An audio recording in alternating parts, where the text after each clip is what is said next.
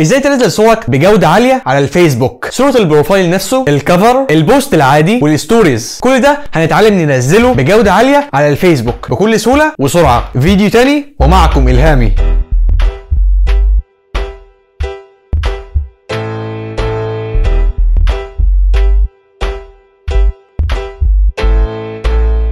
السلام عليكم، ازيكم يا جماعه الخير، عاملين ايه؟ واهلا بيكم في فيديو تاني ومعكم إلهامي. ناس كتير بتشتكي وانا متاكد بما انك فتحت الفيديو ده فانت منهم، ان صورها في الجاليري بتكون جودتها عاليه، التفاصيل والالوان والحده وكل حاجه في الصوره 10 على 10. فالناس دي لما تيجي تنزل صورها على الفيسبوك، صوره بروفايل رسميه، صوره الكفر، صوره بوست عادي، الستوريز، جودتهم بتقل. انا عارف ان هي حاجه رخمه قوي، خصوصا ان انت تعبت في تصوير صورك وتعديلها وظابط كل حاجه في الصوره، وفي الاخر الفيسبوك يعمل معاك الحركه دي. فالسؤال المهم واللي بيطرح نفسه واللي كتير من الناس بتساله وعايزه تعرف اجابته، ليه الفيسبوك بيقلل جوده الصور؟ سواء كان صوره البروفايل، الكفر، البوست العادي او الستوري، فيديو او صوره. بص، انت لو بحثت في الموضوع هتلاقي الموضوع معقد شويه، بس انا مهمتي في الموضوع ده اني ابسط لك الموضوع. فانت يا صديقي لما تيجي تنزل صورك على الفيسبوك بتبقى جودتها عاليه، والفيسبوك بيطلب جوده معينه، فبالتالي انت بتيجي تنزل الصور بتاعتك على الفيسبوك، الفيسبوك بيضطر ان هو يضغط صورتك فيحولها من صوره ذات جوده عاليه وحده والوان الى صوره مبكسله وجودتها قليله. فالسؤال اللي بيسال نفسه، ازاي احنا نخلي جوده صورتنا نفس الحجم اللي بيطلبه فيسبوك او الماكسيمم كواليتي اللي انت من خلاله تقدر تنزل صورتك على الفيسبوك وتكون جودتها عاليه، سواء صوره البروفايل، الكفر، البوست العادي او الستوريز، فيديو او صوره. ده اللي احنا هنتعلمه النهارده ان شاء الله، وطبعا كل الكلام اللي انا هقوله بالدليل. فقبل ما نبدا ما تنساش تعمل لايك للفيديو وتشترك في القناه وتفعل الجرس عشان يوصلك كل جديد، وده الانستجرام والفيس بتوعي، تشرفني وتنورني ومتابعتك يا صاحب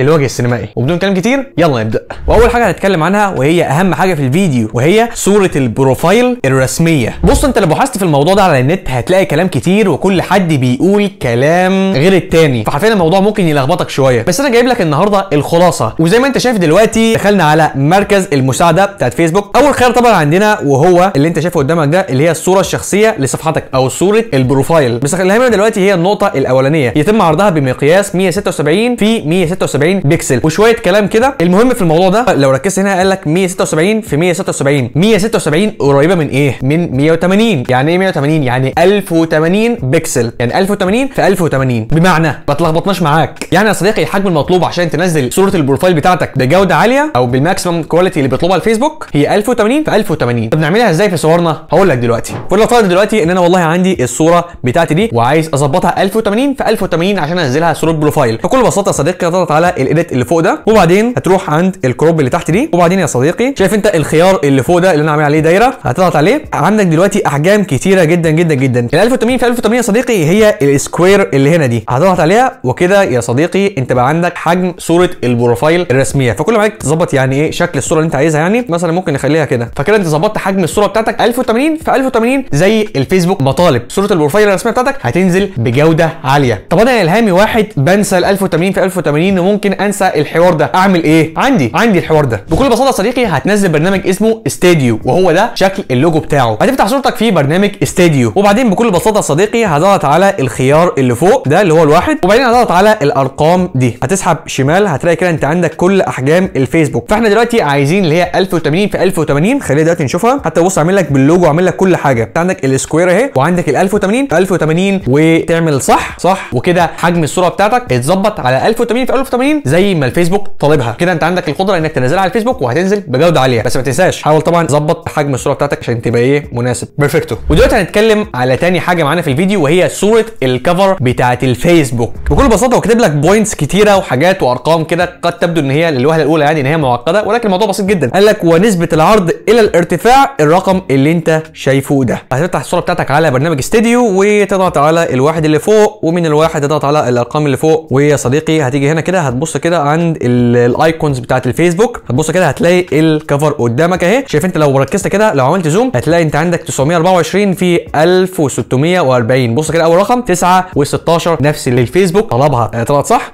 وطبعا تظبط حجم الصوره بتاعك، وكده عندك الامكانيه انك تنزل صورتك كفر على الفيسبوك بجوده عاليه كما قال الفيسبوك. ودلوقتي هنتكلم عن صوره البوست العادي. بالنسبه لحجم صوره البوست العادي فانت عندك حجمين. اول حجم اللي هو حجم صوره البروفايل اللي هي السكوير، ده الحجم الحجم الاول، واللي هو برضه هتلاقيه في برنامج استوديو اللي هو قدامك ده. وبالنسبه للحجم الثاني هو بكل بساطه هتسحب كده لليمين، هتبص كده هتلاقي كاتب لك بوست، ده الحجم الثاني اللي انت من خلاله تقدر تنزله على الفيسبوك، اللي هي الصوره العريضه شويه، فاهمني؟ فهنضغط على صح كمان، وطبعا هتظبط حجم الصوره بتاعتك، واحلى صوره باعلى جوده. شفت انا مظبطك ازاي؟ عملت لايك سبسكرايب، انت وجه سينمائي. ودلوقتي هنتكلم عن الستوري وازاي ننزلها بجوده عاليه سواء كانت فيديو او صوره. طيب فنفترض دلوقتي ان انا عندي صوره زي دي وحابب ان انا انزلها بجوده عاليه على الستوري. بكل بساطه يا صديقي هضغط على ايديت، ومن ايديت هضغط على كروب اللي تحت زي ما اتعلمنا، والخيار اللي فوق، وبعدين هنيجي عند الحجم اللي هو ده اللي هو حجم الستوري اللي هي 16 و9، تضغط عليه كده يا صديقي. انت بقى عندك حجم الصوره بتاعتك على نفس حجم الستوري، فانت ممكن بكل بساطه تنزلها وهتنزل بجوده عاليه. يا عم الهامي انا بنسى الكلام اللي انت بتقوله ده، اعمل ايه؟ هنفتح برنامج استوديو والواحد صح الرقم اللي فوق، هتبص كده وهتلاقي عندك هنا الستوري، هتضغط عليه بص كده الستوري بقى وبالايقون وكل حاجه، وهنضغط على صح وتظبط بقى ايه الستوري بتاعتك كده مثلا. مبروك عليك، الصوره بتاعتك هتنزل على الستوري بجوده عاليه. وبالنسبه للفيديو ازاي ننزله بجوده عاليه على الستوري؟ بكل بساطه يا صديقي انا كنت عملت فيديو مخصوص عن الموضوع ده بعنوان ازاي تنزل الستوري بجوده عاليه. حلاوه الفيديو ده ان انا صورت شوتس كتيره منه في السخنه، انا ضربت لك الامثله وقبل وبعد والكلام كان بشكل عملي وجميل، فيديو اكثر من رائع. انصحك وبشده انك تشوف الفيديو ده من الاي اللي فوق. فنفترض دلوقتي ان انت واحد عايز حل عملي وسريع، انا مثلا عندي الفيديو ده وعايز انزله على الستوري بجوده عاليه، هتنزل برنامج اسمه VN، وبالمناسبه عملنا شرح للبرنامج ده ان هو افضل برنامج مونتاج، هتلاقيه في الاي فوق برضو. هتفتح الفيديو بتاعك على البرنامج، وبكل بساطه يا صديقي شايف انت الاوريجينال اللي فوق دي هتضغط عليها، بس طبعا اللي هامنا احنا ان هي تيك توك او حجم الستوري زي ما انت شايف كده، وطبعا هتضغط على الخيار السحب اللي فوق ده عشان تحفظ الفيديو بتاعك بحجم الستوري. مبروك عليك، الفيديو بتاعك هينزل على الستوري بجوده عاليه. وخلي بالك برضو عندك حجم طبعا البوست بتاع انستجرام، فانت عندك اللي هو الحجم ده والحجم ده اللي هو 1 ل1 1080 في 1080 زي ما انا قلت لك السكوير، وطبعا عندك حجم اليوتيوب. لو حابب تجرب اي حاجه منهم دوس. وبس ده كان فيديو النهارده، اتمنى يكون عجبكم وتكونوا استفدتوا. ولو حابين ان انا اعمل فيديو عن موضوع معين اكتبوا لي في الكومنتس وانا بقرا كل الكومنتات يا اصحاب الوجوه السينمائيه. وكان معكم الهامي واشوفكم في فيديو تاني.